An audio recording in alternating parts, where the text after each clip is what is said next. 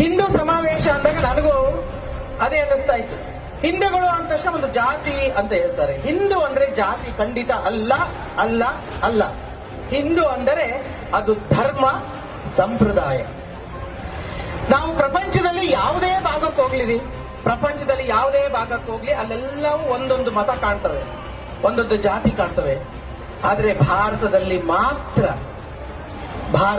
ಮಾತ್ರ ಹಲವಾರು ಮತಗಳು, ಹಲವಾರು ಜಾತಿಗಳು, ಹಲವಾರು ಭಾಷೆಗಳು, ಹಲವಾರು ಉಡುಗೆ ತೊಡುಗೆಗಳು, ಹಲವಾರು ಸಂಸ್ಕೃತಿಗಳು, ಹಲವಾರು ಆಹಾರ ಪದ್ಧತಿಗಳು. ಎಲ್ಲಿಯಾದರೂ ವಸುದೇವ ಕುಟುಂಬಕಂ ಎನ್ನುವ ರಾಷ್ಟ್ರ ಯಾವುದಾದ್ರೂ ಈ ಪ್ರಪಂಚದಲ್ಲಿ ಇದ್ರೆ ಅದು ನಮ್ಮ ಭಾರತ ದೇಶದಲ್ಲಿ ಮಾತ್ರ.